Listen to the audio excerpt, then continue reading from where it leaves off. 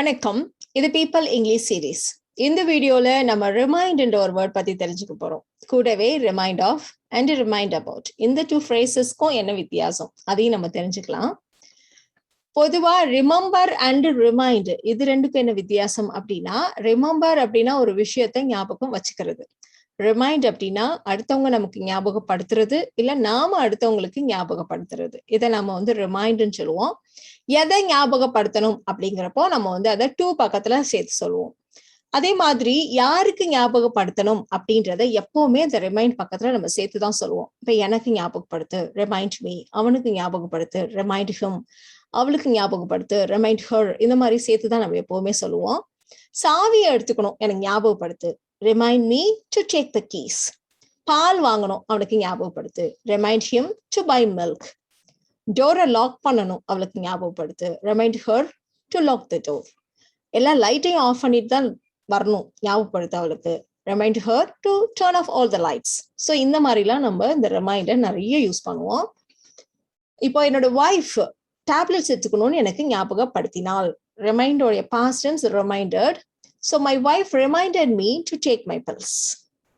இப்போ நம்ம எதை பண்ணணும் அப்படிங்கறத டூ பக்கத்துல சொன்னோம் இல்லையா? ஒரு ஃபுல் சென்டென்ஸையே அப்படியே நம்ம சொல்லணும் அப்படின்னா நம்ம ஒரு தட் கிளாஸ்ல தான் சொல்லுவோம் நம்ம. ஸோ தட் பக்கத்துல ஒரு ஃபுல் கிளாஸ் அதை அப்படியே சொல்லணும். இப்போ அவரோட கல்யாணம் திங்கக்கிழமை அப்படிங்கறத எனக்கு கொஞ்சம் ஞாபகப்படுத்து, முன்கூட்டியே எனக்கு ஞாபகப்படுத்து, நான் லீவ் போடணும் எனக்கு ஞாபகப்படுத்தல, நான் கிஃப்ட் வாங்கணும் அதுக்காக ஞாபகப்படுத்து, இப்படி சொல்லுவோம் இல்லையா? So remind me that his marriage is on Monday. சில கொஸ்டின்ஸ் கூட நம்ம பார்க்கலாம். நான் திரும்ப உனக்கு ஞாபகப்படுத்தணுமா? So do I have to remind you again அப்படின்னு நம்ம கேட்போம். கொஞ்சம் எனக்கு ஞாபகப்படுத்துறியா? நம்ம கிளம்புறதுக்கு முன்னாடி என் சிஸ்டருக்கு நான் ஃபோன் பண்ணணும், என்னோட அக்காவுக்கு நான் ஃபோன் பண்ணணும், எனக்கு கொஞ்சம் ஞாபகப்படுத்துறியா?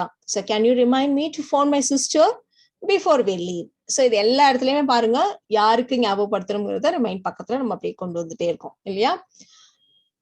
இதை நம்ம வேற சில வேர்ப்ஸோடையும் சேர்த்து சொல்லலாம். ஃபார் எக்ஸாம்பிள், அவ எனக்கு திரும்ப திரும்ப ஞாபகப்படுத்திட்டே இருக்கா, அது ஷி கீப்ஸ் ரிமைண்டிங் மீ அப்படின்னு நம்ம சொல்லுவோம்.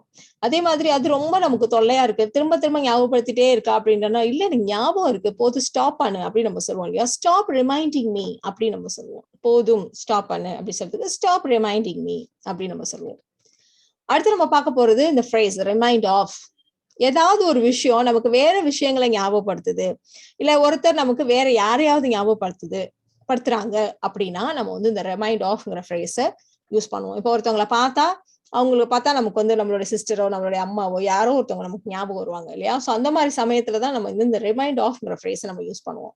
ஸோ அவருடைய ஸ்மைல் எங்க அம்மாவை எனக்கு ஞாபகப்படுத்துது. So her smile reminded me of my mother. உன்னோட ஐஸும் ஹேரும் என்னோட சிஸ்டர் மாதிரியே இருக்கு, எனக்கு என் சிஸ்டர் ஞாபகம் வர்றா உன்னை பாக்குறப்ப அப்படின்னு நம்ம சொல்லுவோம். So your hair and eyes remind me of my sister. You remind me of one of my cousins. என்னோட ஒரு கசின் மாதிரியே இருக்க நீனு, அந்த மாதிரி எனக்கு ஞாபகம் வருது உன்னை பார்த்தா. ஸோ இந்த மாதிரி எல்லாம் நம்ம சொல்லலாம். இது தவிர சில பொருட்கள் எதையாவது நமக்கு ஞாபகப்படுத்தும், இல்லை ஒரு பாட்டை கேட்டா நம்மளுடைய காலேஜ் டேஸ் ஞாபகம் வரும், இல்லை நம்மளுடைய ஸ்கூல் டேஸ் ஞாபகம் வரும். ஸோ இந்த மாதிரி எல்லாம் சொல்லுவோம் இல்லையா? So this song reminds me of my college days.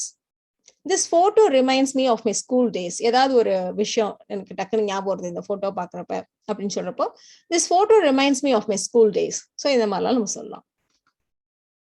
அடுத்து நம்ம பார்க்க போற phrase remind about.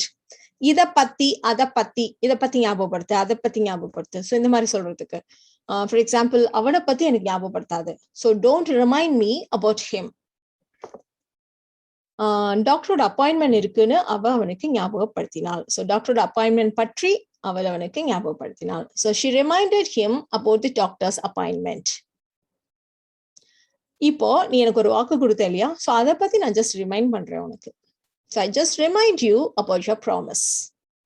ஸோ இந்த வீடியோல நாம remind and remind of, remind about இதை பத்தி எல்லாம் தெரிஞ்சுக்கிட்டோம். இதெல்லாம் எப்படி சென்டென்ஸ்ல யூஸ் பண்றதுன்னு தெரிஞ்சுக்கிட்டோம். இந்த வீடியோ உங்களுக்கு யூஸ்ஃபுல்லா இருக்கும்னு நினைக்கிறேன். Thank you so much.